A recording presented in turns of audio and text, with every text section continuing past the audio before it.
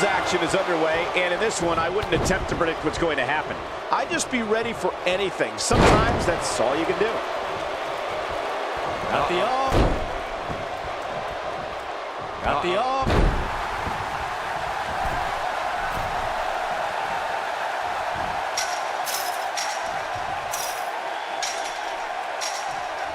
Oh, nasty impact.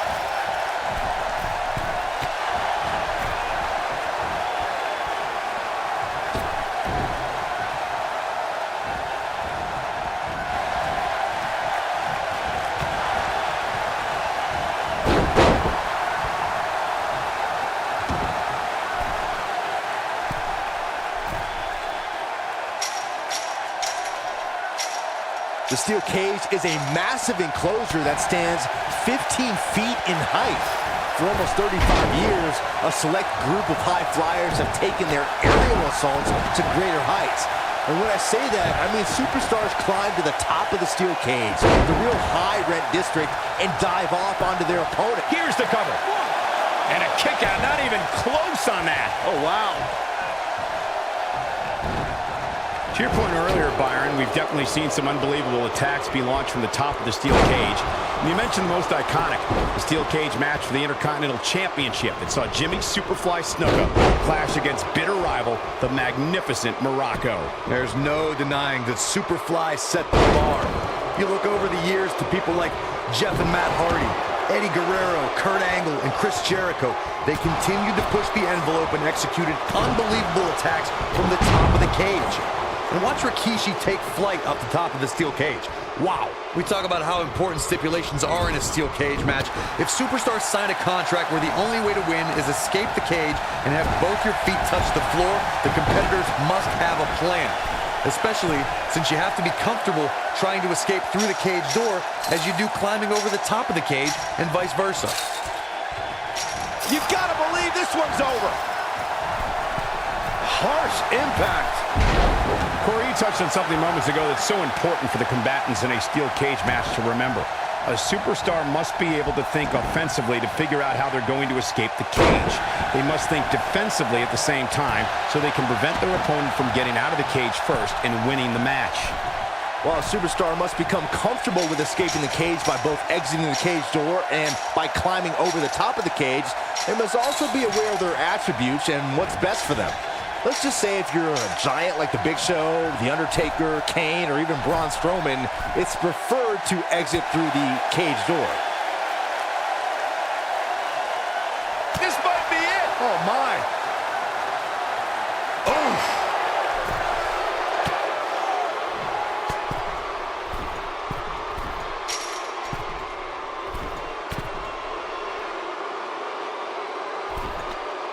He looks a bit off his game here. He's going to want to make sure this doesn't snowball out of control. Yeah, but it looks to me like he still has plenty of energy in that body of his.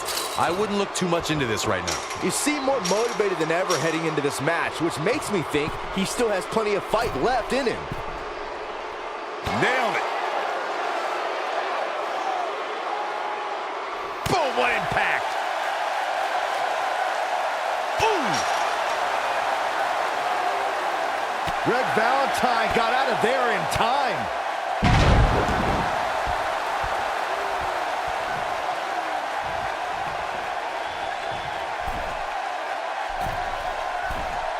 According to historians, the twisted metal that we see as part of steel cages today dates back 80 years.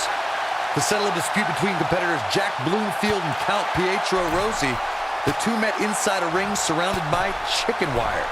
At first, these types of matches were referred to as fence matches. Red Valentine got out of there in time. Corey, you gave us an impressive history of the origins of the steel cage match. I'd like to point out to our viewers that from the 1960s to the mid-1980s, chain link fences were used to enclose the ring for WWE steel cage matches. A superstar could win by pinfall submission or by exiting the cage through the cage door or climbing over the top of the cage. We should also point out, Michael, that the way to win a steel cage match can vary by match depending on what was agreed to before contracts to compete in the match were signed. Talking about history, at WrestleMania 2, WWE unveiled the redesigned steel cage with solid steel blue bars before returning to chain link mesh in the late 1990s. The rivalry between Ultimate Warrior and Ravishing Rick Rude began during the Super Pose Down at the 1989 Royal Rumble.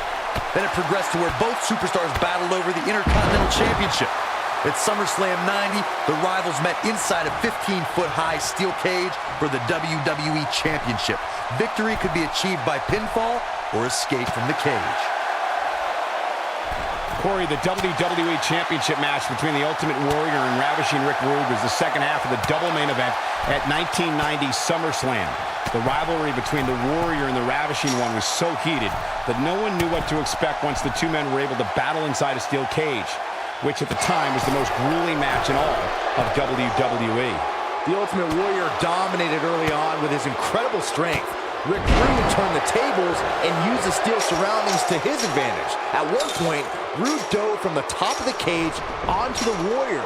But after the Warrior's signature Gorilla Press Slam, the Ultimate One climbed over the cage and retained his WWE Championship. The WWE Universe has seen the evolution of the steel cage in the enclosure known today as Hell in a Cell.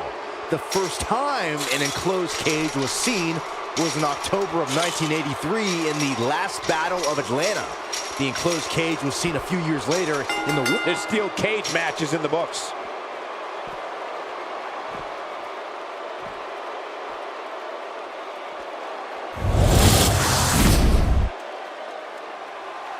Here is your winner, Roddy Piper. A very impressive victory. These guys look like a couple of hosses going at it out there. Great match. It'll be interesting to see the fallout following this big singles win here tonight.